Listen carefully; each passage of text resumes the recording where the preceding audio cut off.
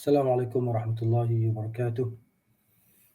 إن الحمد لله نحمده ونستعينه ونستهديه ونستغفره ونعوذ بالله من شرور أنفسنا وسيئات أعمالنا. من يهده الله فلا مضل له ومن يضلل فلا هادي له. أشهد أن لا إله إلا الله وحده لا شريك له وأشهد أن محمدا عبده ورسوله صلى الله عليه وعلى آله وصحبه أجمعين. سبحانك لا علم لنا إلا ما علمتنا إنك أنت العليم الحكيم.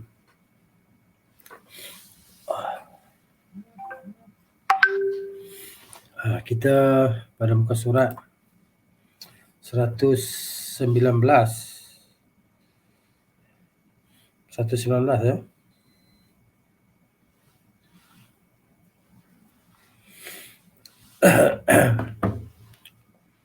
Taufik diperolehi sesuai dengan niatnya. Taufik, kita dah lihat dulu makna dia taufik. Taufik ini maknanya persetujuan daripada Allah Subhanahu Wa Taala untuk dikurniakan kepada hambanya apa yang diinginkan oleh hambanya dan disetujui oleh Allah Ta'ala, lalu Allah Ta'ala perkenankan. Itu dia taufik ya. Taufiq ala qadri niyyah. Taufik yang diberikan kepada seseorang hamba itu adalah mengikut kadar mana niat dia untuk menginginkan taufik kepada Allah Subhanahu Wa Ta'ala. Ikut macam mana niat dia lah. Kata Ibn Qayyim rahimahullah, wa ala qadri niyyatil abdi wa himmatihi wa muradihi wa raghbatihi fi dhalik.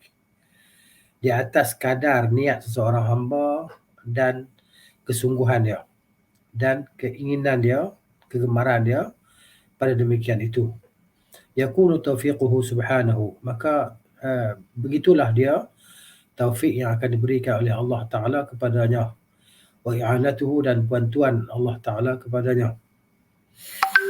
Fal ma'unatu minallahi, maka ma'unah itu, pertolongan itu daripada Allah, tanzilu 'alal ibadi, yang mana ia turun ke atas hamba, ke atas para hamba, ala qadri himamihim, di atas kadar kesungguhan keinginan mereka, wa thabatihim, dan di atas kadar, mengikut kadar ketetapan keteguhan mereka dalam berpegang dengan Allah Ta'ala, wa raghbatihim, dan gemarnya mereka, wa rahbatihim, dan takutnya mereka.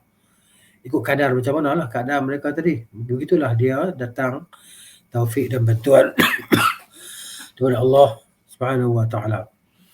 Wal khizlanu yanzilu alaihim ala asbi zalik. Maksudnya penghinaan daripada Allah Ta'ala, pembiaran daripada Allah Ta'ala, Allah biarkan mereka, Allah biarkan hamba tanpa pertolongan turun ke atas mereka mengikut kadar macam mana mereka maknanya kejauhan mereka terhadap Allah Subhanahu Wa Ta'ala dalam taatinya dan mentauhidkannya. Itu dia.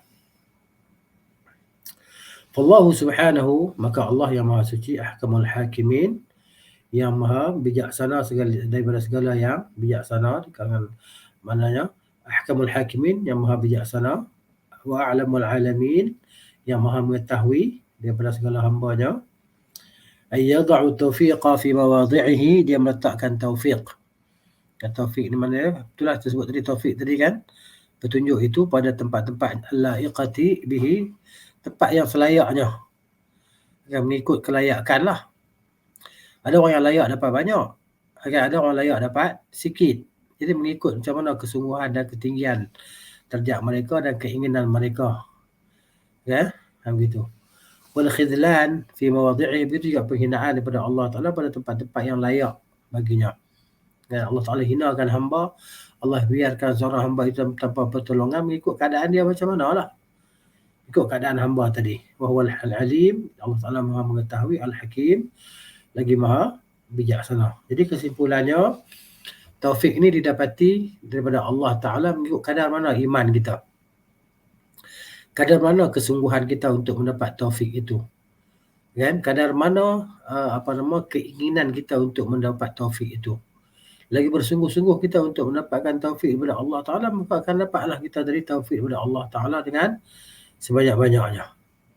Kan? Setinggi-tinggi taufik daripada Allah Ta'ala. Itu maksud dia. Baik, kita lihat pula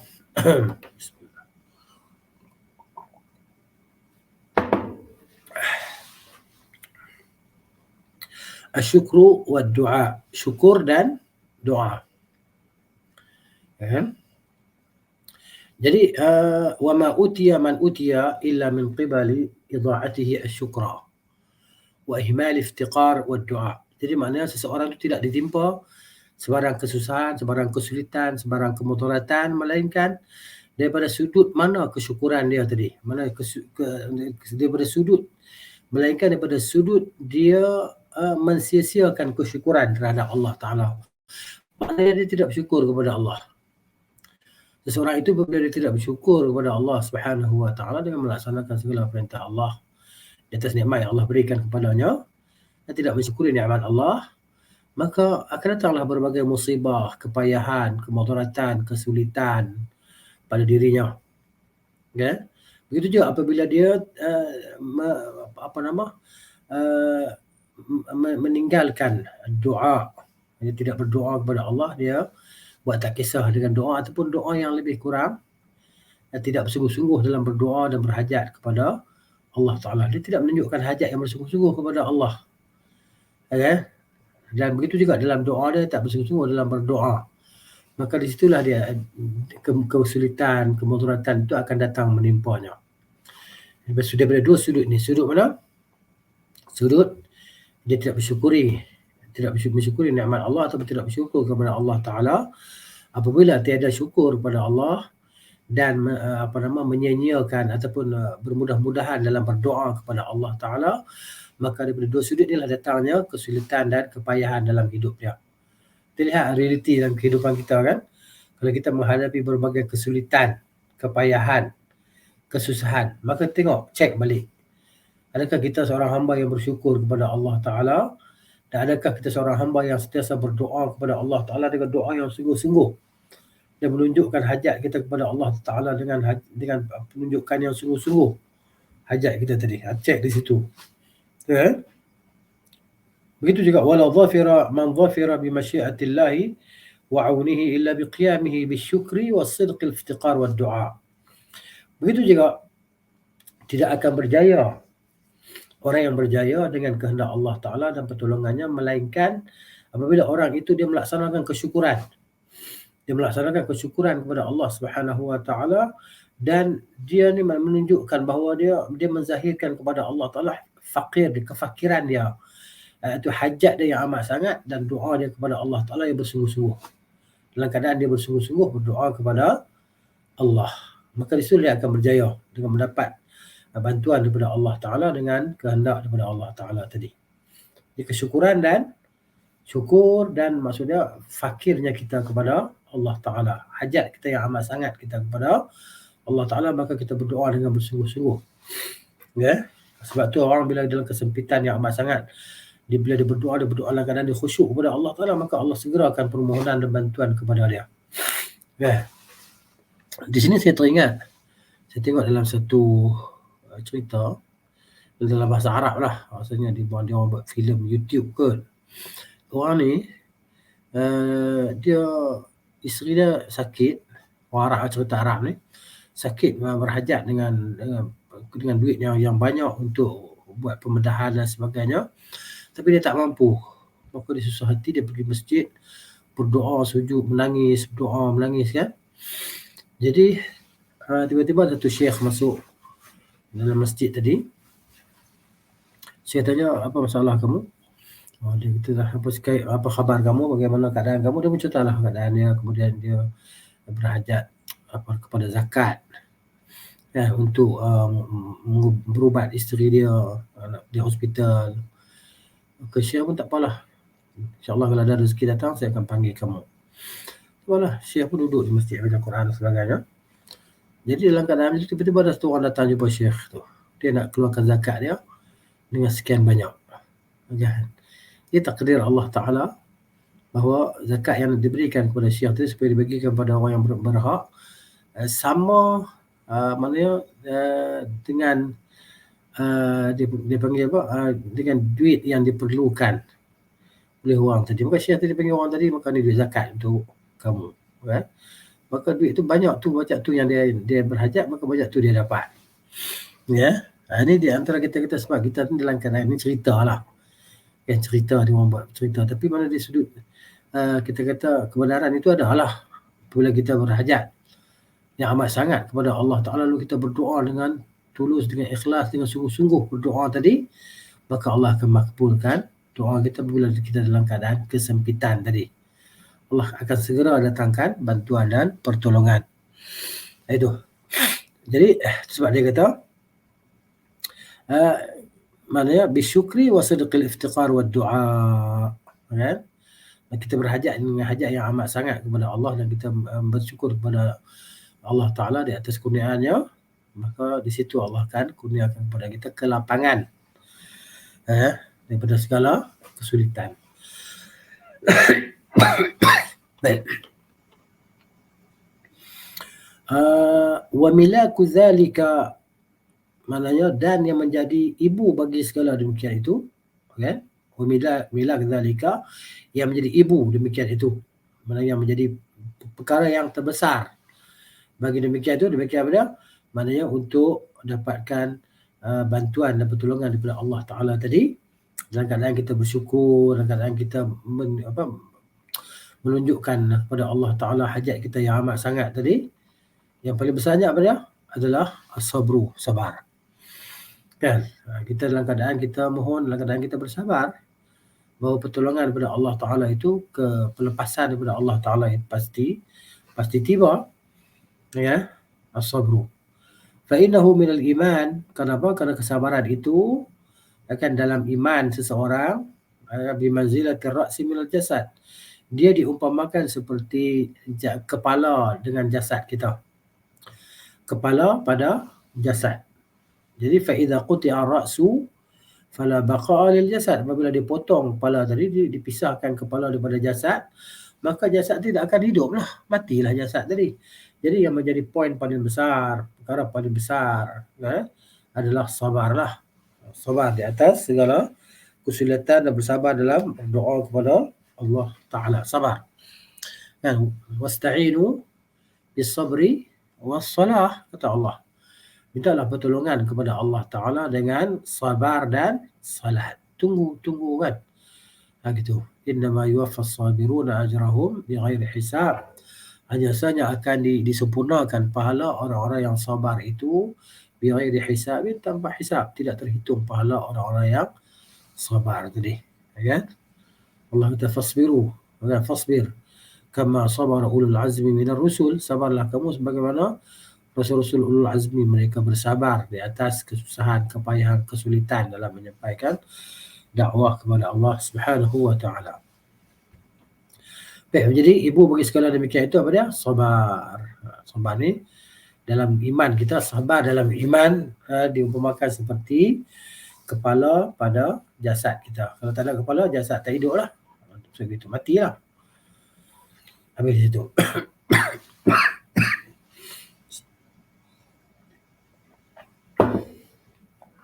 Kemudian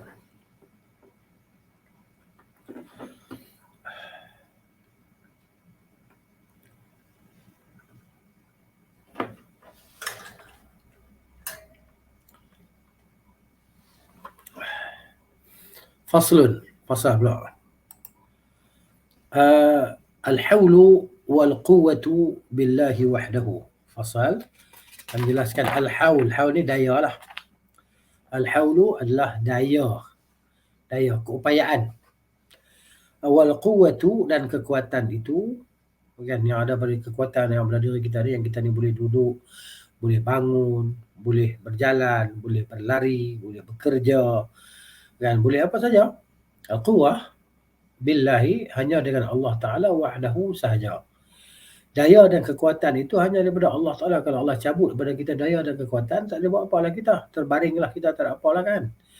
Jadi, jasad ataupun orang panggil apa, bangkai yang bernyawa betul. Kalau ada nyawa, kalau tak ada nyawa, akan habis.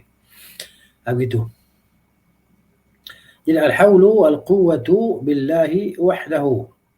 Tidak adalah daya dan tidak adalah kekuatan itu kecuali dengan Allah Ta'ala sahaja. Billah. Kan?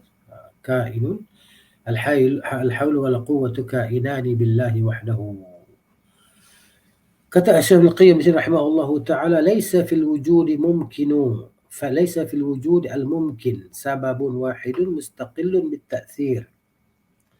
Dan tidak ada dalam kewujudan ni, dalam kewujudan makhluk ni tidak ada kan satu sebab sahaja yang dia boleh memberi kesan. Kan?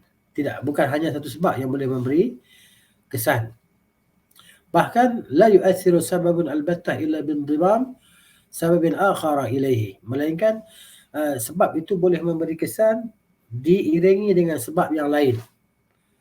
Kan, dia ada sebab lain pula untuk mendatangkan kesan pada sebab yang pertama tadi, dibantu oleh sebab yang lain. Tidak ada di kalangan makhluk yang macam tu. Hanya satu sebab saja yang memberi kesan kepada dia. Contohnya kita kata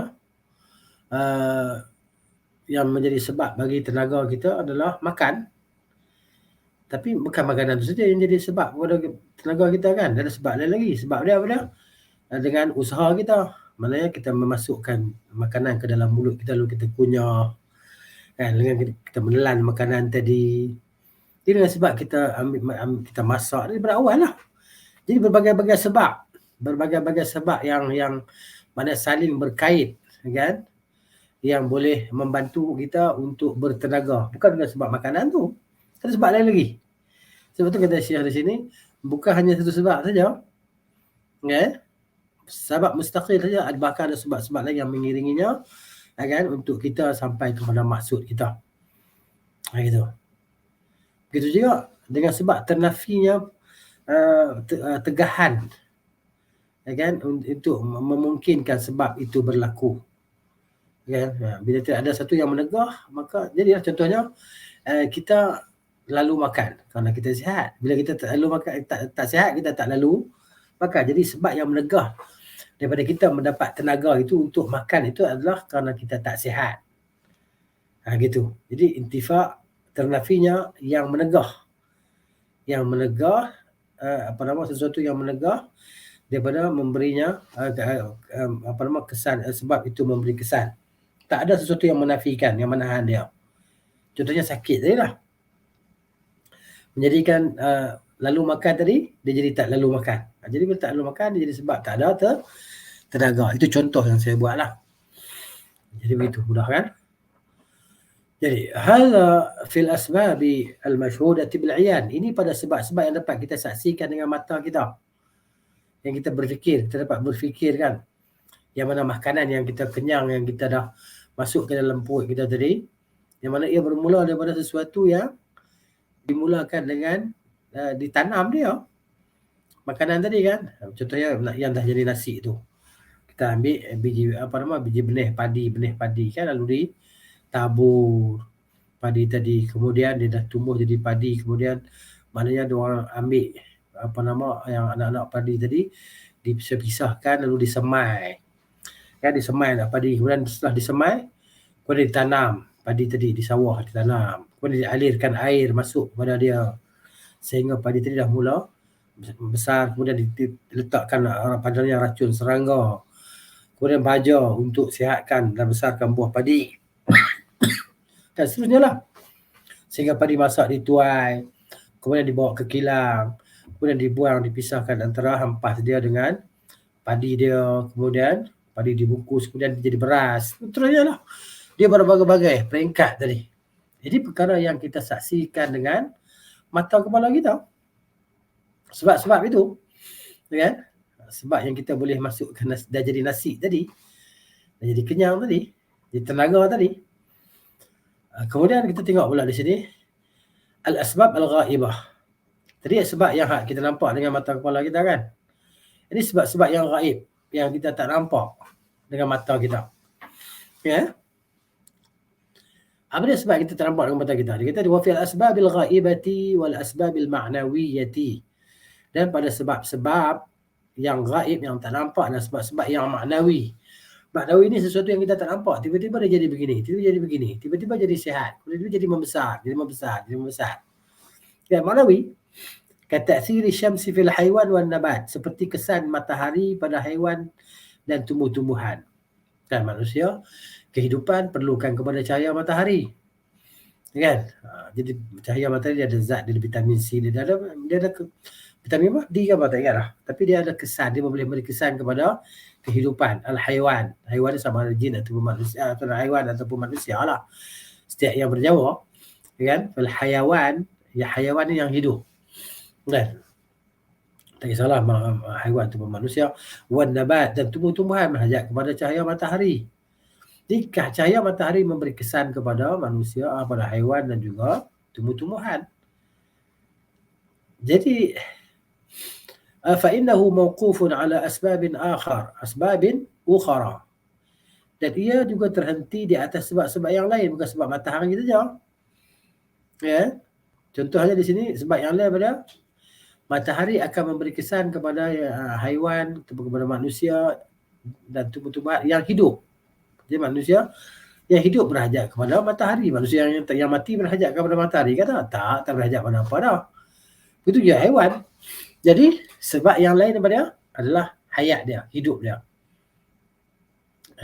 Dia itu cahaya matahari itu dia bergantung kepada sebab yang lain juga untuk memberi kehidupan tadi. Min wujudi mahallin qabilin. Kan, daripada wujud adanya tempat yang boleh menerima. Kan, sebab tadi tempat yang boleh menerima itu sesuatu tadi lah, manusia dan tumbuh-tumbuhan ataupun haiwan dan tumbuh-tumbuhan. Mahal qabil ni tempat yang boleh menerima lah, menerima sebab itu. Wa asbabin ukhra, dan sebab-sebab yang lain tandammu ila dhalika sebab, dia akan berhimpun pada sebab itu. Sebab segala sebab itu mana dia saling maknanya mengiringi untuk terhasil suatu perkara. Wa kadzalika husulul waladi mawqufan ala iddati asbabin ghairi wat'il fahal. Begitu juga untuk melahirkan untuk sesuatu kelahiran, kan? Untuk satu kelahiran, sama ada kelahiran haiwan ataupun manusia lah, ia terhenti di atas beberapa sebab, bukan hanya sebab persetubuhan sahaja akan berlaku kelahiran, bukan sebab itu saja, ada sebab lain lagi yang mengiringi. Di antara sebab yang lainnya sepertinya tidak mandul, kan? Bukan kita kata yang dah aqim, dah tua dan yang tak boleh nak melahirkan. Ada sebab yang lain lagi yang boleh membantu dia untuk berlaku kelahiran. Bukan hanya sebab persetubuhan saja, ada sebab-sebab lain lagi. Itu maksudnya. Jadi bergabung berbagai sebab dalam perkara tadi untuk penghasilan sesuatu perkara. Wa kadzalika jami'ul asbab ma'a musabbabatiha. Begitulah dia segala sebab itu bersama dengan perkara yang disebabkannya, yang ada sebab padanya. Itu. Al-asbab wa musabbabat, sebab dan yang disebabkan tadi.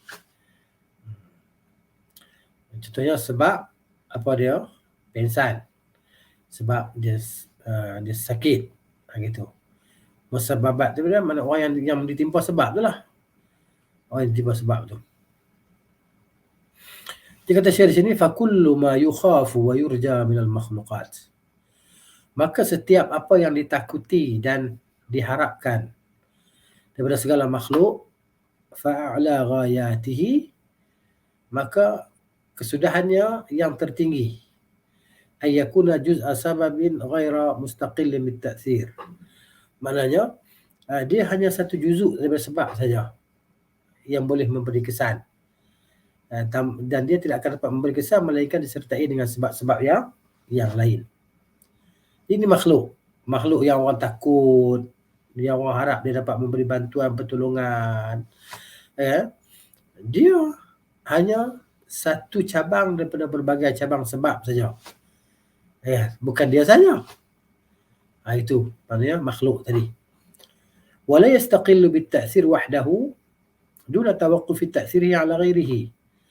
Dia tak boleh dengan dia sahaja untuk menghasilkan suatu perkara.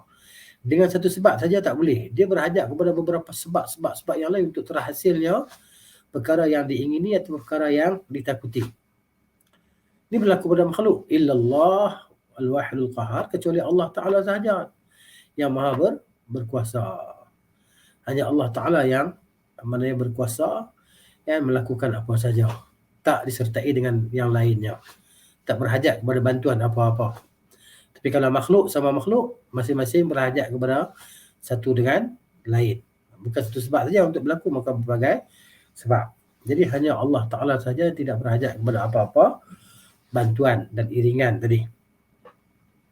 Fala yanbaghi an yurja wala yukhafu wala yukhafa ghairuhu, maka tidak layak, tidak sepatutnya ditakuti dan tidak diharapkan melainkan hanya dia sahaja.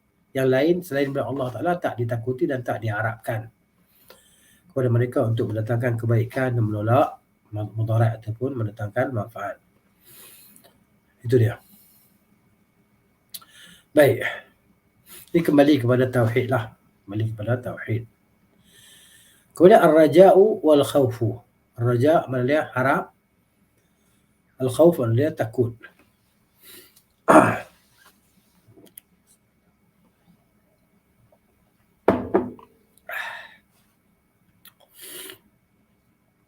Ar-raja'u wal khawfu. Harap dan takut. Yang ini dua dia panggil dua perasaan ini kena ada dalam diri manusia dan kena seimbang. Dia tak boleh harap lebih, tak boleh takut lebih. Dia kena seimbang antara dua perkara tersebut, iaitu harap dan takut. Baik, kita lihat di sini apa yang disebut oleh Ibn Qayyim rahimahullah ta'ala dalam menghuraikannya. Di sini dia kata rahimahullah, wa hadha burhanun qat'iyyun. Ini adalah petunjuk yang qat'i, bukti yang putus, bahawa ala anna ta'alluq ar-raja' wal khawf bighairihi batilun. Dan dia kata di sini bahawa ta'alluq ar-raja', maksudnya kaitan antara harap dan takut itu dengan selain Allah Ta'ala adalah batil. Dan kalau kita mengharap pada selain Allah Ta'ala, takut pada selain Allah Ta'ala, itu adalah kebatilan. Kerana selain Allah Ta'ala itu mereka juga memerlukan bantuan dan pertolongan. Kenapa ditakuti dan diharapkan pada mereka? Jadi batil. Ta'alluq raja'. Ta'alluq ni maksudnya ta'alluq ni kaitan harapan dan takut tadi dengan selain Allah Ta'ala itu adalah batil lah. Fa'innahu law furida, sungguhnya kalaulah dikatakan anna dhalika sababun mustaqillun wahdahu bitta'thir, bahawa demikian itu adalah satu sebab mustaqil sahaja yang dapat memberi kesan, lakana sababiyatuhu min ghairihi la minhu. Maksudnya sebab itu adalah selain daripada Allah, bukan daripada Allah Ta'ala. Kalau kita kata hanya satu sebab sahaja kan, yang boleh memberi kesan, maksudnya sebab itu daripada selain Allah, bukan daripada Allah. Itu maksudnya. Jadi yang sepatutnya bukan hanya satu sebab saja yang boleh memberi kesan, bahkan Allah jadikan banyak sebab untuk memberi kesan pada suatu perkara. Falaysa lahu min nafsihi quwwatun yaf'alu biha, maka tiada baginya daripada dirinya kekuatan yang dia boleh buat sesuatu dengannya. Maksudnya bukan hanya dengan satu sebab itu saja boleh berlaku suatu perkara. Bahkan sebab itu dia berhajat kepada sebab-sebab yang lain untuk berlakunya suatu perkara. Fa innahu la haula wa la quwwata illa billah, kerana sesungguhnya tidak ada daya dan tidak ada kekuatan melainkan dengan Allah. Dan Allah yang menjadikan sebab-sebab itu untuk kita. Allah jadikan sebab-sebab itu untuk kita. Contohnya sebab kita bertenaga adalah tubuh kita merasa kenyang, kuat, dengan sebab kita makan, dengan sebab makanan tadi. Sebab yang berkait-kait. Dan semua itu tidak ada daya dan kekuatan melainkan dengan Allah Subhanahu wa ta'ala. Fahuwa alladhi biyadihi al-hawlu, maka dialah Allah Ta'ala, di tangannya al-hawlu, segala daya, kulluhu, seluruhnya. Wal quwwatu kulluha, dan segala kekuatan di tangan Allah Ta'ala. Fal hawlu wal quwwatu, maka daya dan kekuatan itu, allati yurja, yang diharapkan, li ajlihima, kerana kedua-duanya, daya dan kekuatan itu, kan? Al-makhluq, kan? Wa yukhaf, maksudnya yang hanya daya dan kekuatan yang diharapkan kerana kedua-duanya itu kepada makhluk dan ditakuti makhluk itu, innama huma, hanya sahaja kedua-duanya itu adalah milik Allah. Nah, al-haul wal quwwah itu hanya milik Allah Ta'ala, bukan milik makhluk. Jadi kenapa nak ditakuti dan nak diharapkan kepada makhluk? Kerana kedua-duanya itu adalah milik Allah. Innama huma lillahi biyadihi fil haqiqah, dan di tangannya. Ini pada hakikatnya adalah milik Allah. Fakaifa yukhafu wa yurja? Bagaimanakah kita boleh takut dan kita boleh harap kepada man la haula wala lahu wala quwwata, kepada orang yang tidak ada daya baginya dan tidak ada kekuatan baginya, yang dia juga mengharapkan daya kekuatan, daya sebab yang tertentu untuk menghasilkan daya dan kekuatan, kan? Jadi maknanya hanya takut kepada Allah dan hanya harap kepada Allah Ta'ala sahaja, kan? Itu. Jadi macam mana kita nak takut kepada hamba, kepada makhluk Tuhan tadi? Ya, contohnya dalam peperangan umpamanya, negara kecil takut pada negara besar kerana negara besar mempunyai segala daya dan kekuatan, contohnya, kan? Ada senjata, kelengkapan senjata yang cukup, bilangan tentera yang ramai, bekalan makanan yang banyak. Tapi itu sebab-sebab itu tak semestinya boleh meletakkan mereka pada tahap yang tertinggi, kan? Ini berlaku dalam sejarah manusia, berlaku di zaman Nabi SAW. Negara Islam Madinah itu yang kecil itu mampu menggegarkan kerajaan besar pada masa itu, kerajaan yang penuh dengan kelengkapan perang, Rom dan Parsi, tapi tewas kalah macam itu saja. Itu maknanya. Kenapa? Kerana mereka tahu bahawa yang layak diharap, yang layak ditakuti hanyalah Allah Subhanahu Wa Taala, tidak selainnya. Kenapa? Allah yang menciptakan segala sebab tadi, dan Allah jadikan sebab-sebab yang ada pada tentera musuh itu tidak dapat membantu mereka untuk mereka mencapai kemenangan. Tak ada. Jadi maka orang yang hanya berharap dan takut kepada Allah Ta'ala yang akan mencapai kemenangan. La hawla wa la quwwata illa billahi wahdahu. Baik, seterusnya kata Ibn Qayyim pula, dia kata mari kita lihat min asbabil hirman, ya, sebab-sebab orang itu seorang, sebab-sebab mereka tidak, sebab-sebab tertahannya pertolongan, bantuan ataupun taufik daripada Allah Ta'ala. Al-hirman ni maksudnya haram lah, haram ni tertahan. Jadi daripada sebab-sebab yang menyebabkan terhalangnya kita dapat taufik, terhalangnya kita dapat bantuan daripada Allah Ta'ala, kan? Sebab-sebab yang menghalang kita daripada mendapat pertolongan daripada Allah Ta'ala, pada sebab-sebab itu, ya. Tengok, sebab-sebab yang terhalang, yang menghalang daripada mendapat bantuan taufik. Bal khawful makhluq wa raja'uhu ahadu asbabil hirman. Bahkan bila kita takut dekat makhluk dan kita mengharapkan bantuan, pertolongan daripada makhluk tadi, ia merupakan satu daripada sebab-sebab terhalangnya kita mendapat bantuan taufik daripada Allah Ta'ala, pertolongan daripada Allah Ta'ala. Ini sebab dia. Sebab apa? Sebab takut pada makhluk, sebab mengharap hanya pada makhluk, tidak takut, tidak mengharap kepada Allah Ta'ala. Sebab kehinaan. Sebab apa kita dijajah? Sebab apa kita ditindas? Sebab itulah dia, kita takut dan mengharap pada makhluk, tidak takut, tidak mengharap pada Allah Ta'ala.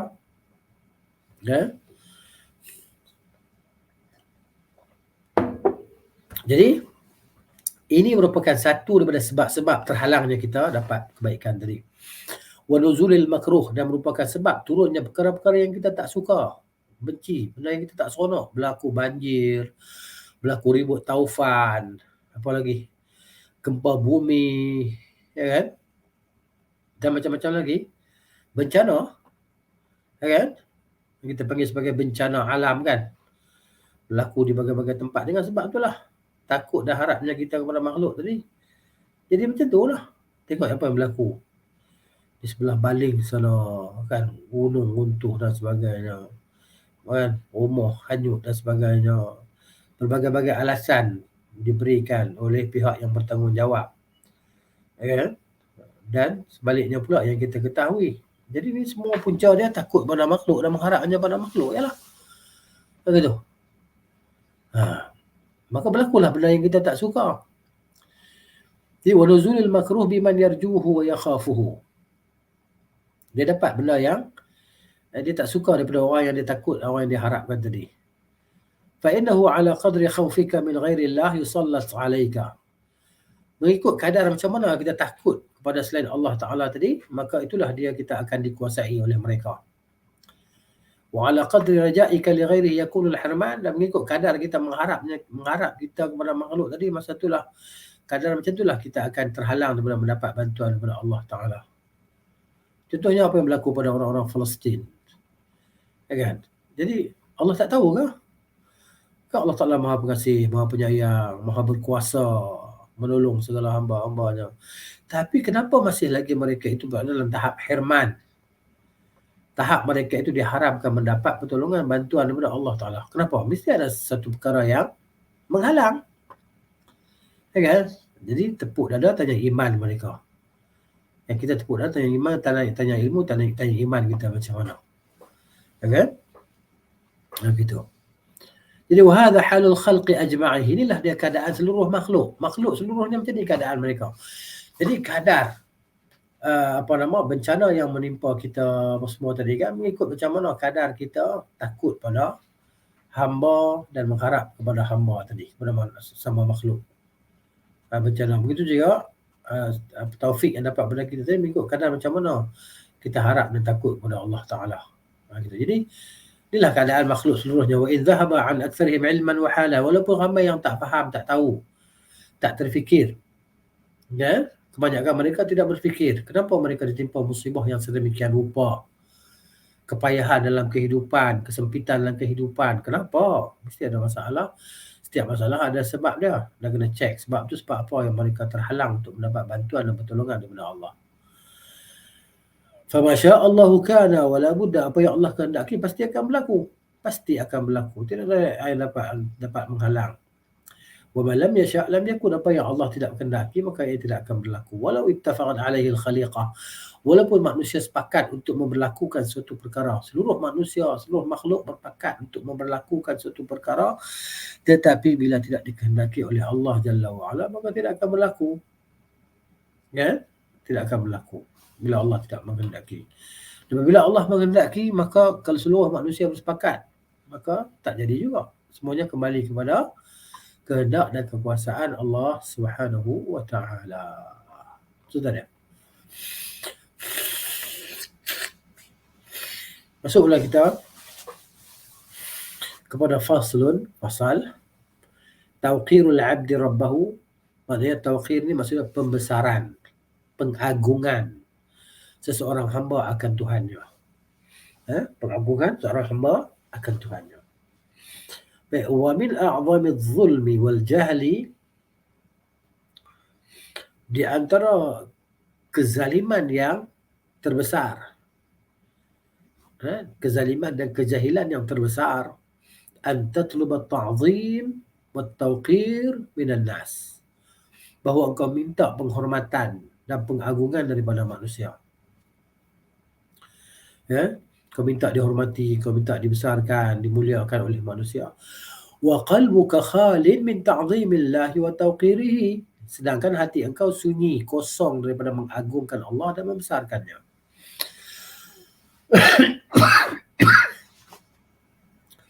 Fa innaka tuwaqqirul makhluqa wa tujilluhu ay yaraka fi halin la tuwaqqiru Allah ay yaraka 'alayha.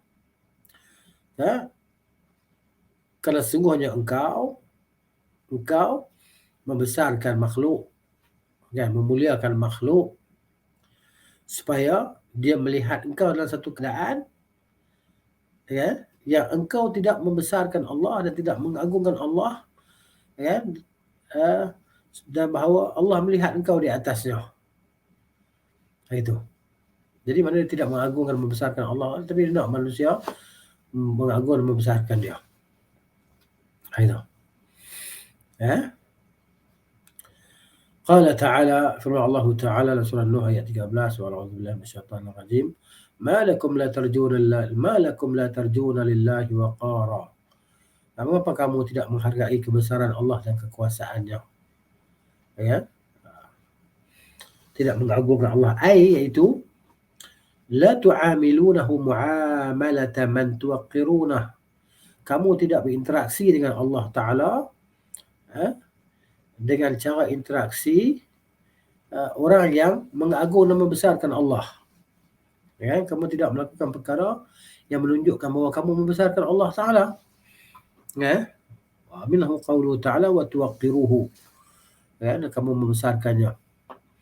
Qala Al-Hasan, berkata Al-Hasan Al-Basri rahimahullah, ma lakum la ta'rifuna lillahi haqqa wa la tashkurunahu. Mengapakah kamu semua tidak mengenali bagi Allah Ta'ala akan haknya dan kamu tidak mensyukuri Allah Ta'ala? Kenapa? Itu maknanya malakum la tarjuna lillahi waqara. Wa qala Mujahid, kata Mujahid dalam menafsirkan ayat itu, la tubaluna 'azamata rabbikum, kamu tidak mempedulikan tentang keagungan dan kebesaran Tuhan kamu. Wa qala Ibnu Zaidin, berkata Ibnu Zaid rahimahullah, la tarawna lillahi ta'ah, kamu tidak melihat bahawa ada ketaatan kepada Allah Ta'ala. Wa qala Ibnu Abbas, kata Ibnu Abbas radhiyallahu anhuma, la ta'rifun haqqa 'azamatihi, kamu tidak tahu hak keagungan atau hak mengagungkan Allah Subhanahu wa ta'ala. Jadi kata Ibn Qayyim rahimahullah, wa hadhihi al-aqwalu tarji' ila ma'nan wahidin. Semua perkataan-perkataan yang disebutkan di atas ni, tafsiran-tafsiran ini kembali kepada satu makna saja. Apa dia makna itu? Wa huwa annahum law 'azzamu Allah wa 'arafu haqqa 'azamatihi. Iaitu sekiranya mereka mereka mengagungkan Allah dan mengetahui hak keagungan Allah Ta'ala, kan? Wahaduhu, nescaya mereka akan mengesahkannya. Wa ata'uhu wa syakaruhu, nescaya mereka akan mentaatinya dan akan mensyukurinya. Fata'atuhu subhanahu wa ta'ala, dan maka ketaatan kepada Allah Ta'ala, wajtinabu ma'asihi, dan menjauhi segala maksiat kepadanya, wal haya'u minhu, dan malu terhadap Allah Ta'ala, bihasbi waqarihi fil qalbi, mengikut kadar seorang itu memuliakan Allah Ta'ala, mengagungkan Allah Ta'ala dalam hatinya. Macam mana kedudukan Allah Ta'ala dalam hati dia, pengagungan dia terhadap Allah Ta'ala dalam hati dia, macam mana dalam perasaan dia tadi, macam mana? Ini kita rujuk pada diri kita balik lah. Hasilnya. ولهذا قال بعض السلف, kerana itulah telah berkata oleh sebahagian generasi awal, liya'zum waqarullahi fi qalbi ahadikum, naklah pengagungan terhadap Allah Ta'ala itu sangat besar dalam hati kamu, dalam hati seseorang kamu. Ayadhkurahu, bahawa dia ingat Allah Ta'ala, indama yustaha min zikrihi, ketika dia malu, kan, daripada menyebutnya, mengingatinya. Fayuqrinu ismahu bihi, maka dia sertakan nama Allah Ta'ala dengannya, ya, dengan perkara itu. Kama taqulu, sebagaimana engkau kata, qabbahallahu al-kalba wal-qinzira watan wadatan wa nahwa dhalika.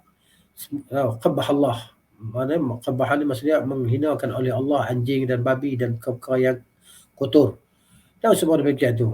Fahadha min waqarillah, maka ini di antara cara pengagungan terhadap Allah Subhanahu wa ta'ala.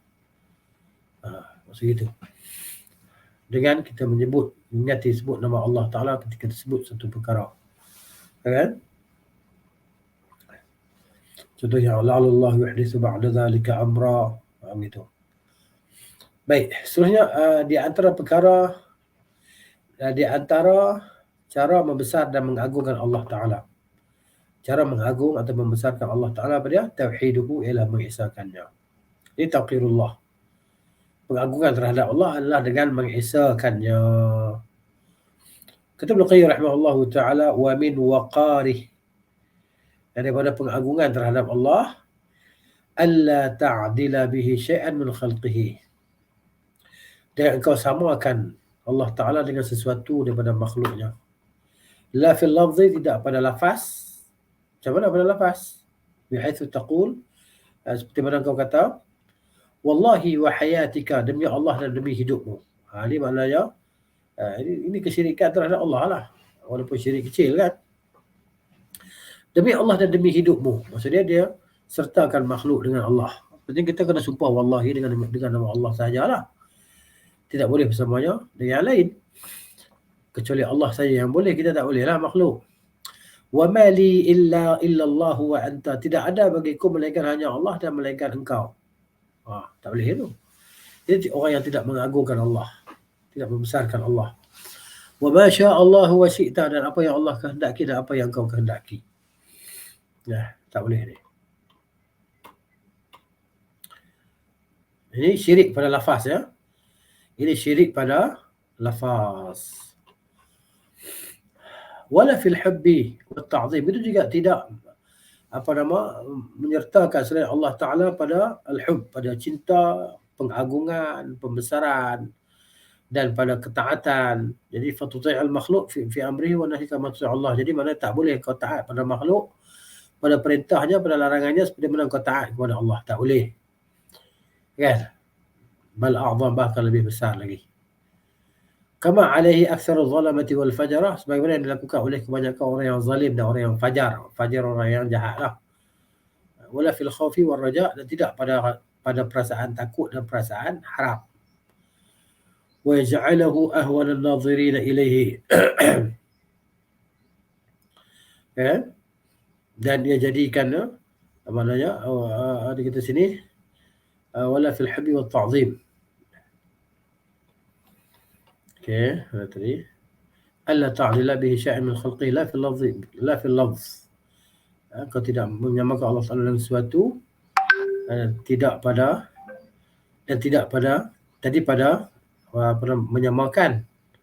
menyamakan Allah Taala dengan sesuatu daripada makhluknya, tidak pada lafaz. Kan? Tidak pada lafaz dan tidak pada kecintaan. Tidak pada kecintaan dan tidak pada pengagungan dan pembesaran, dan tidak pada ketaatan. Ya, sehingga kau taat pada makhluk sebagaimana kau taat pada Allah. Ya kan? Bahkan bahkan lebih besar lagi. Dan sebagaimana dilakukan oleh kebanyakan orang-orang yang zalim, orang musyrikin ya, yang jahat. Dan tidak pada takut dan harap. Dan kau jadikan dia ya, ahwan an-nadhirin ilaihi, sesuatu yang ahwan nadhirin, yang melihat, yang ahwan ni yang paling hina lah, yang paling rendah, yang melihat kepadanya, wala yastahin bihaqqi, dan tidak memandang remeh dengan haknya. Wa yaqulu, dia berkata, huwa mabniyu 'ala al-musamahah wa la yaj'aluhu 'ala al-fadlah wa yuqaddim haqq al-makhluq 'alaihi, dan mendahulukan hak makhluk di atas hak Allah Taala. Kan? Wala yakunu Allahu wa rasuluhu fi haddin wa nahiyah wan nasu fi nahiyatin wa haddin, fa yakunu fi al-hadd wa syaq alladhi fihi an-nas dun al-hadd wa syaq alladhi fihi Allah wa rasuluhu, wa la yu'ti al-makhluq fi mukhatabatihi qalbahu wa lubbahu, wa yu'ti Allah fi khidmatihi badanahu wa lisanahu duna qalbihi wa ruhihi, wa la yaj'alu murad nafsihi muqaddaman 'ala murad rabbih. Jadi dia punya cerita pendek dia, terjemahan dia, maknanya dia tidak mendahulukan selain daripada Allah Ta'ala di atas Allah Ta'ala pada segala perkara. Kan? Sama ada pada lidah dia, pada hati dia, pada jiwa dia. Dan dia tidak jadikan kehendak diri dia didahulukan di atas kehendak Allah Ta'ala. Itu maksudnya. Kan? Ini maksud tauqirullah, membesar dan mengagungkan Allah Ta'ala pada mengesakannya. Ini maksud pengesaan tadi lah ni. Maksud pengesaan. Itu dia. Jadi kita di sini, fahadha kulluhu min 'alami waqarillah fil qalb. Semua benda yang disebut di atas ni, kan? Di menunjukkan bahawa tidak ada pengagungan ataupun pembesaran terhadap Allah Taala di dalam hati. Wa man kana kadzalika, barang siapa yang keadaannya begitu, fa inna Allah la yulqi lahu fi qulubin nasi waqaran wala hibatan, maka Allah tidak akan campakkan kepada manusia rasa untuk memuliakan dia dan rasa gerun terhadapnya. Jadi manusia tidak akan ada pandangan manusia terhadapnya lah, sehingga manusia memandang dia ni orang yang hebat. Tidak ada kehebatan pada dia di mata manusia, kerana Allah tidak campakkan kau itu ke dalam hati manusia. Bal yusqitu waqarahu wa hibatahu min qulubihim, maka Allah akan cabut rasa memuliakan, rasa rasa hormat, rasa kagum dalam hati mereka terhadapnya, terhadap orang tadi lah. Kan? Contohnya terhadap pembesar dan raja, Sebagai kita kalau di hadapan raja kita hormat tu, macam itulah kita cakap lemah lembut dan sebagainya. Tapi dalam hati penuh kebencian terhadap raja, kita terpaksa cakap benda yang baik-baik itu sebab apa? Sebab kita di hadapan dia. Takut kita kena tangkap, kena siksa dan kena denda atau kena bunuh. Kan? Wa in waqaruhu makhafata syarrihi. Kalau mereka memuliakan dia, kenapa? Kerana mereka takut kejahatan dia. Fadzaka waqaru bughdin wala waqaru hubbil wa ta'dhimin. Itu pembesaran yang dalamnya ada kebencian, bukan pembesaran pengagungan yang dalamnya ada kasih sayang dan memang sebenar-benar membesarkan, memuliakanlah. Begitu. Jadi kalau tak ada dalam jiwa orang tadi keimanan dia macam tu, maka orang tak akan pandang dia dengan pandangan yang rasa dia tu maknanya orang yang hebat lah. Begitu. Sebab apa? Sebab dia sendiri tidak memandang bahawa Allah Ta'ala itu dengan pandangan yang maha hebat lah, kan? Maha agung tadi Allah. Dia tidak membesarkan Allah Ta'ala dalam hati dia, dalam jiwa dia. Baik. Kemudian dia kata di sini disebut dia tak sebut 8 bukan lah kan. Dia kata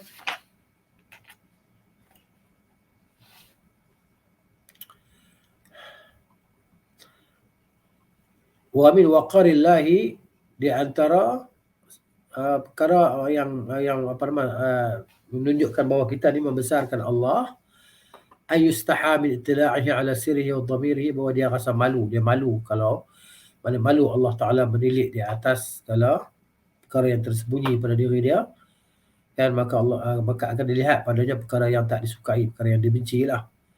Jadi dia tidak melakukan perkara yang Allah Ta'ala benci lah, kerana dia malu. Allah Maha mengetahui segala yang rahsia pada diri dia. Kemudian di antara membesarkan Allah Ta'ala ayastahya minhu fil khulwah a'zam mimma yastahi min akabirin nas. Okay? Dia malu untuk melakukan perkara-perkara yang tak elok ketika dia bersendirian. Daripada dia malu untuk melakukan perkara-perkara yang tak disukai oleh manusia-manusia yang tinggi lah, maksudnya yang ada pangkat tadi. Okay? Duduk seorang dia malu untuk buat benda-benda dosa. Okay? Jadi sebagaimana dia malu untuk melakukan perkara yang tak baik tadi di hadapan pembesar-pembesar contohnya. Begitu.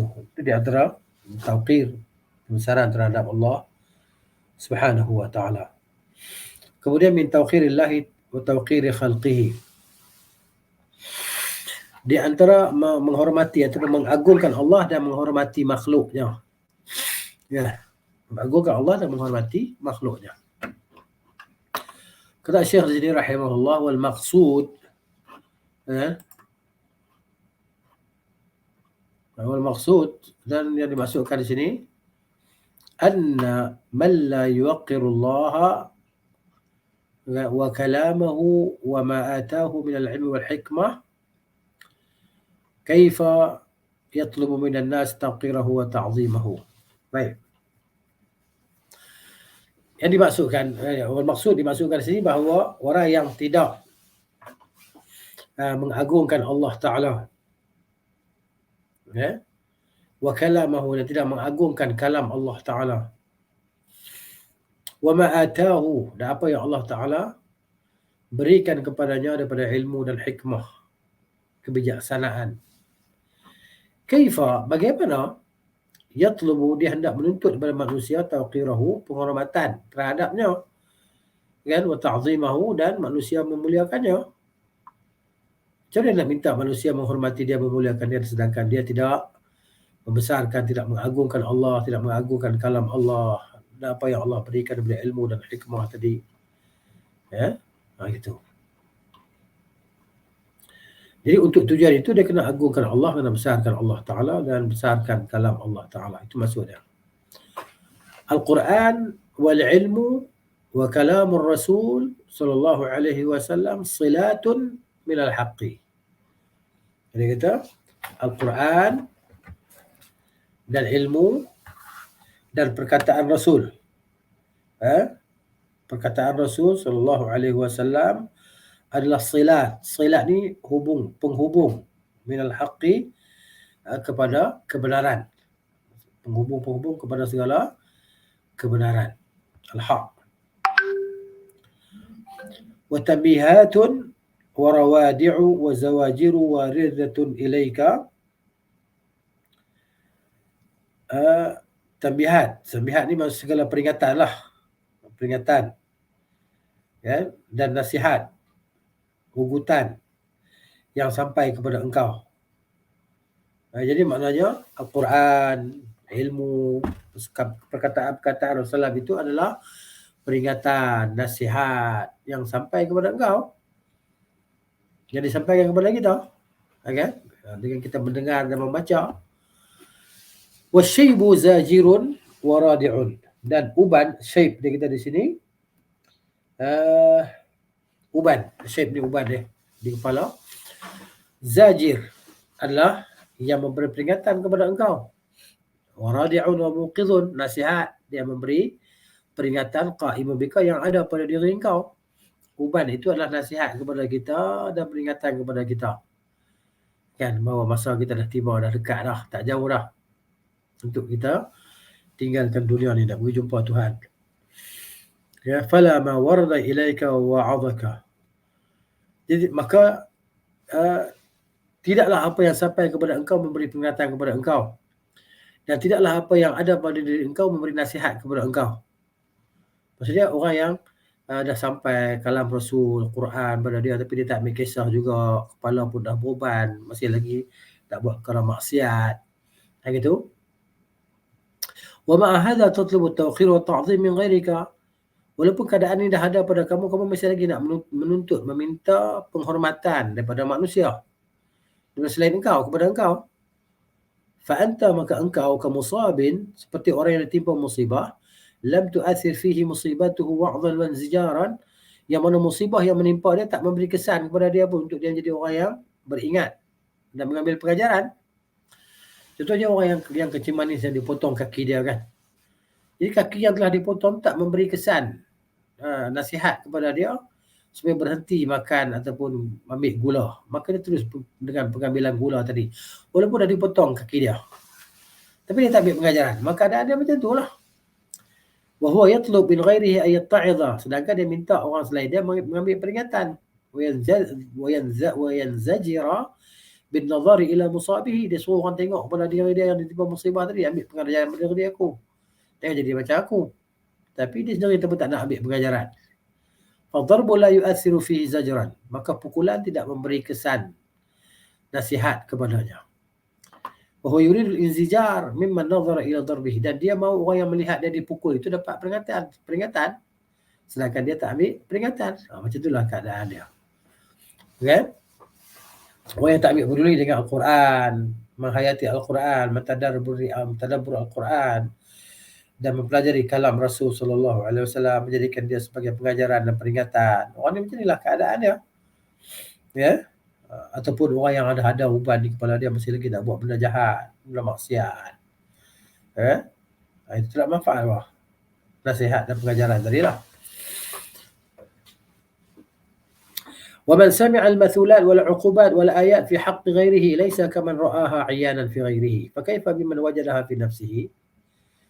Orang yang mendengar kisah-kisah musibah, kisah-kisah, dia panggil mathulat ni, kisah-kisah siksaan, kebinasaan, kan, yang telah ditimpakan kepada kaum yang sebelumnya, kan, wal ayat, ayat-ayat siksaan pada diri selainnya, maksudnya pada diri selainnya, orang yang sebelumnya, kan. Jadi laisa, tidaklah seperti orang yang melihatnya dengan mata kepala yang berlaku pada selainnya. Yang dengar tidak sama dengan yang melihat dengan mata kepala yang berlaku pada diri dia. Yang mendengar kisah itu tidak sama dengan orang yang merasai peristiwa itu. Fa kaifa biman wajadaha fi nafsihi. Bagaimana pula orang yang mendapatinya ia dalam dirinya. Maksudnya ayat dia macam berbelit sikit, kan. Macam mana terjemah sini? Dia kata orang yang sekadar mendengar ayat Quran tentang siksaan dan hukuman yang ditimpakan terhadap umat terdahulu tidaklah sama dengan orang yang melihat hal itu secara langsung. Apalagi orang yang merasakan dirinya, yang merasakannya sendiri. Yang mendengar tidak sama yang melihat. Yang merasa tidak sama seperti yang dulu ada dia. Kan? Allah Ta'ala berfirman, sanurihim ayatina fil afaqi wa fi anfusihim. Kami akan perlihatkan kepada mereka tanda-tanda kekuasaan kami di segenap penjuru dan pada diri mereka sendiri. Alhamdulillah. Ayolah. Baik. Fa ayatuhu fil afaq, maka ayat-ayat Allah Ta'ala kan,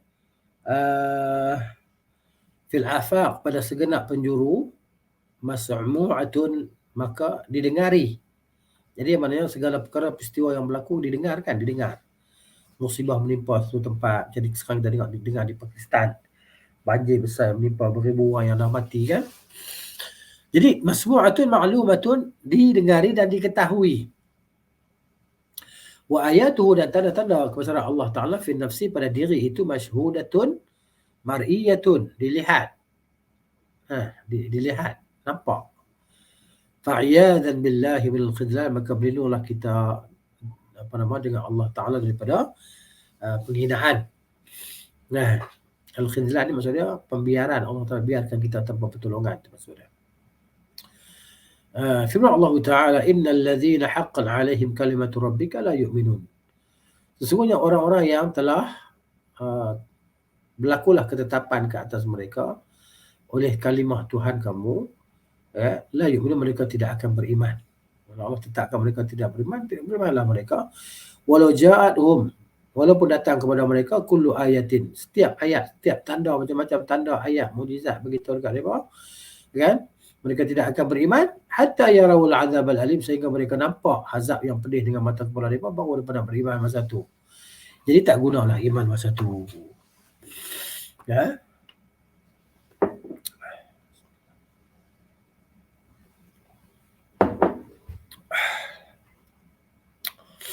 وقال لفرمان الله تعالى ولو أننا نزلنا إليهم الملائكة وكلمهم الموتى وحشرنا عليهم كل شيء قبلا ما كانوا ليؤمنوا إلا أن يشاء الله. Allah sebut dalam Quran. Dan sekiranya kami, Allah Ta'ala kata, jikalau sungguhnya kami turunkan ke atas mereka para malaikat yang boleh bercakap dengan mereka, kan? Dan orang mati, kan? Yang maknanya yang boleh bercakap dengan mereka. Kalamullah wa kallamahum. Law nazzalna ilaihimul malaikah, kalau kami turunkan kepada mereka para malaikat, wa kallamahumul mauta, dan mayat, orang yang dah mati bercakap dengan mereka, wa hasyarna alaihim kulla syai', dan kami tunjukkan kepada mereka segala sesuatu kumpulan di hadapan mata mereka, maka kanu liyu'minun, mereka tidak akan beriman. Illa yasha Allah, kecuali apabila Allah menghendaki. Itu dia. Apabila Allah tidak menghendaki, maka mereka tidak akan beriman. Ya.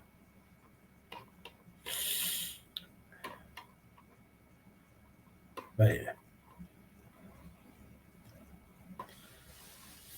Kemudian min sifatil abdil aqil, daripada sifat seorang hamba yang bijaksana, yang berakal lah.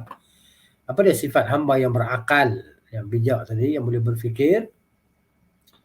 Wal aqilu al muayyadu bit tawfiqi ya'tabiru biduni hadha. Ya.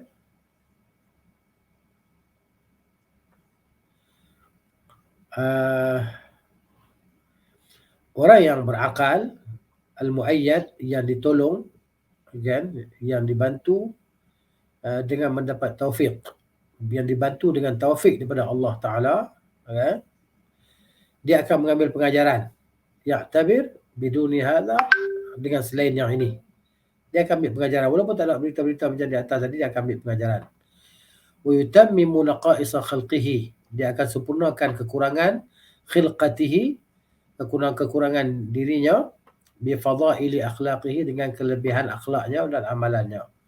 Kan manusia ni dia ni bukan sempurna ciptaan dia. Kalau dia orang yang yalah, ada, Allah tidak cipta kita ni manusia yang sempurna. Kita ni serba kekurangan. Tapi dia sempurnakan dirinya dengan kelebihan akhlak, kemuliaan akhlak, dan beramal dengan amalan yang diperintahkan oleh Allah. فكلما امتحى من جسمانه أثر زاد إيمانه أثر. Dia kata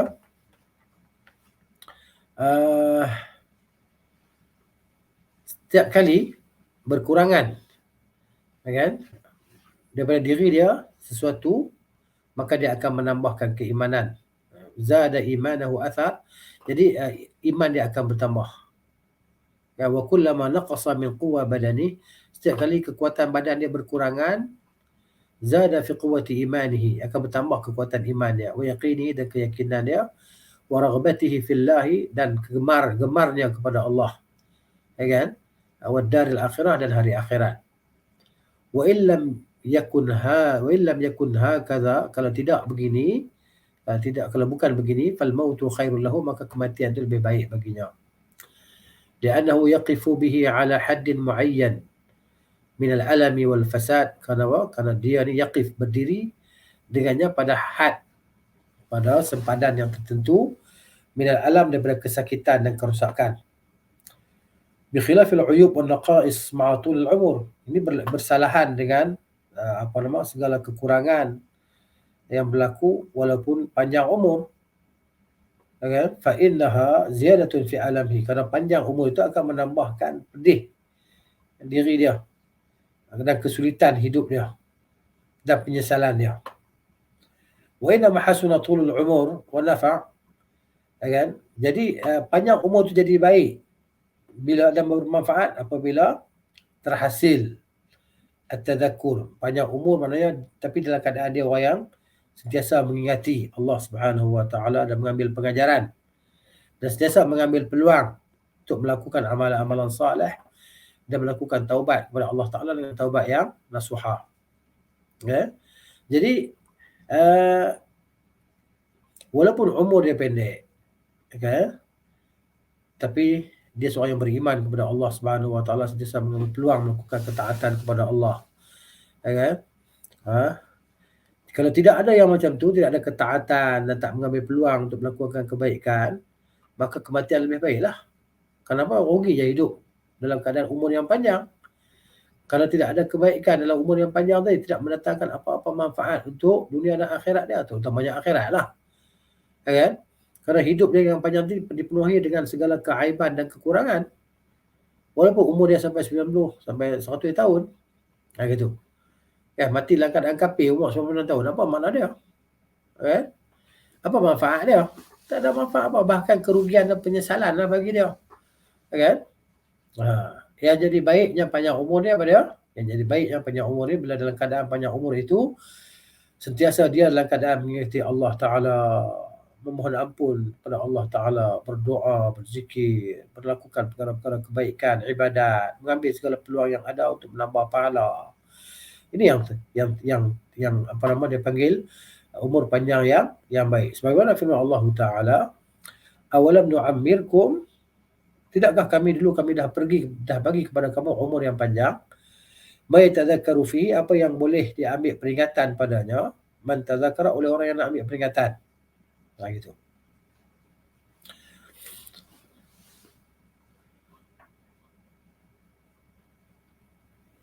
Jadi, wa man lam yurithu at-ta'mir wa tulul baqa' islaha mu'ayibihi, orang yang umur dia panjang, kan?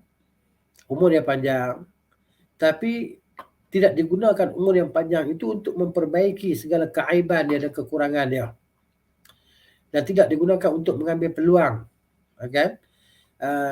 Pada baki umurnya, baki nafasnya, untuk beramal dengan amalan yang baik, untuk menghidupkan hatinya, untuk menghasilkan kenikmatan yang berkekalan di akhirat. Maka orang ni la khaira fi hayatihi fala khaira lahu fi hayatihi, maka tidak ada kebaikan baginya dalam kehidupannya. Tak ada kebaikan. Umur yang panjang pun tak ada kebaikan sebab tidak memberi manfaat kepada dia, manfaat pahala tadi. Yang ada hanyalah ketamakan kan pada dunia yang fana itu. Maka rugilah umur panjang yang sia-sia tadi. Na'udzubillahi minal khuzlan. Kemudian kata Syekh di sini rahimahullah taala, al-abdu bainal jannati wan nar. Hamba di antara syurga dan neraka. Jadi kita ni ada dua lah, sama ada syurga, sama ada neraka. Kata Syekh, fa innal 'abda 'ala janahi safar. Seseorang hamba itu sentiasa berada dalam keadaan iaitu berperjalanan. Janah sayap lah, sayap perjalanan. Maksudnya hidup kita ni adalah perjalanan. Kan hari-hari yang kita lalui berpuluhan tahun kita dah lalui, kan tubuh badan kita pun semakin lama semakin susut tenaga dia, kan? Maknanya sakit macam-macam datang dah. Dan dulu kita tak pernah rasa sakit lutut. Kan tiba satu masa kita dah rasa sakit lutut, dah rasa lenguh pinggang, dah rasa macam-macam lah kekurangan tadi kan. Jadi sebab apa? Sebab kita dalam perjalanan dah banyak masalah kita lalui. Jadi imma fil jannati wa imma ilan nar, imma ilal jannati wa imma ilan nar. Perjalanan kita ni sama ada perjalanan kita menuju ke syurga ataupun perjalanan kita untuk menuju ke neraka. Ya, dia tak pasti, umur tidak. Umur bukan sebagai penentu panjang atau lama atau pendek kita di atas dunia ni. Umur bukan penentu, sebab tak tahu, ada orang yang awal, ada orang yang cepat, tak tahu kan. Cumanya di sini fa idza tala umruhu wa hasuna amaluhu. Apabila panjanglah umur seseorang dan baiklah amalan dia, kana tulu safarihi ziyadatan lahu fi husulin na'im wal ladzah. Jadi apabila umur dia panjang dalam keadaan amalan yang baik, kan, adalah perjalanan yang panjang itu penambahan baginya dalam menghasilkan kenikmatan dan kelazatan yang berlebihan lah, kan? Dapat pahala banyak. Fa innahu kullama tala as-safar ilaiha, kan? Jadi sungguhnya setiap kali panjang perjalanan dia ke tempat itu, ke syurga, kana as-sababatu ajallu wa afdal, kan? Jadi maknanya apa yang dapat itu lebih besar dan lebih afdal lah, kan? Apa yang dapat tadi, pengalaman semua tadi lebih besar dan lebih afdal. Setiap lagi jauh kita berperjalanan kan, musafir kita, orang kita jauh perjalanan, luas pandangan kan. Baik, wa idza tala umruhu, apabila umur dia panjang, wa sa'a amaluhu, amalan dia keji, kana tulu safarihi ziyaratan fi alamihi wa adzabihi. Jadi adalah panjang perjalanannya itu sebagai penambahan bagi kesakitannya dan siksaan terhadapnya. Lagi lama lah siksa pada dia, kan? Berbeza orang hidup 50 tahun penuh dengan dosa, beza orang hidup 10 tahun buat dosa. Tak sama lah. Yang ni lama dalam neraka, ini sikit masa dalam neraka, sebab panjang masa dan pendek masa tak sama. Wanuzulan lahu ila asfal, dan maknanya menjatuhkan dia lebih bawah lagi ke dalam neraka. Wal'iyadzubillah. Fal musafiru imma sa'idun wa imma nazilun. Orang musafir ni sama ada dia sedang menaiki ataupun sama ada dia sedang menurun. Naik atau turun. وفي الحديث المرفوع، الحديث yang marfu' diangkat oleh Nabi SAW, khairukum man tala umruhu wa hasuna amaluhu. Sebaik kamu ialah orang yang panjang umurnya dan baik amalannya. Wa syarrukum man tala umruhu faqubha amaluhu. Seburuk-buruk kamu ialah orang yang panjang umurnya dan keji amalannya. Jadi kita ada pilihan lah selama orang kita masih hidup. Baik, seterusnya sani'u at-talibi as-sadiq. Baik. Sani' dia kata perbuatan lah, amalan. At-talib as-sadiq, pencari, dia kata kebenaran yang sejati lah.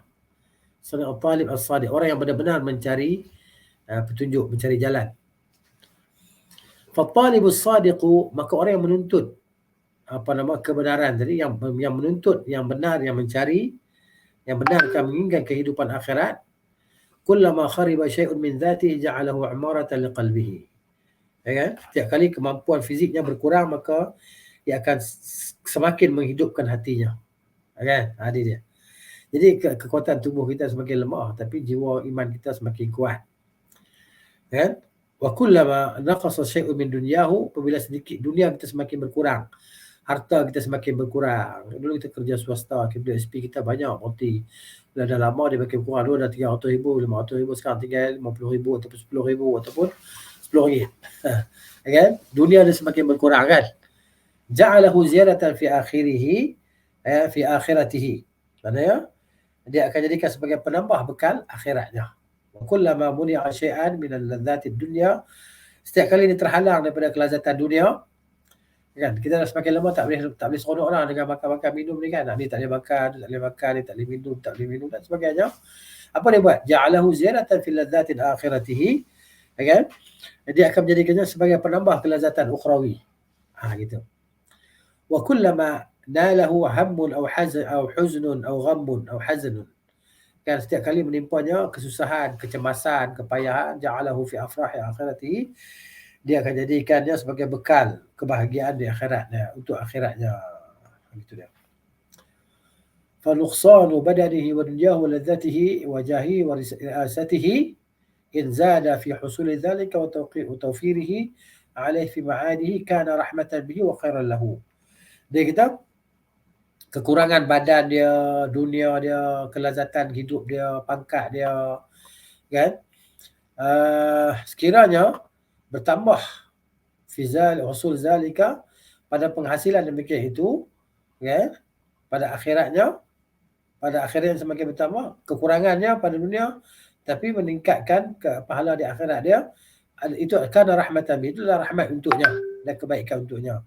Wa illa, jika tidak, kana hirmanan wa uqubatan ala dhunubi zahirati aw batinah, ia merupakan siksaan lah di atas segala dosa yang zahir ataupun batin, ataupun meninggalkan yang wajib yang zahir ataupun yang batin. Fa inna hirmana khairid dunya wal akhirah, kan, murattabun ala hadhil arba'ah, yang sesungguhnya pengharaman seseorang daripada kebaikan dunia dan akhirat tersusun di atas perkara yang 4 di atas ni, kita sebut ni, ya kan.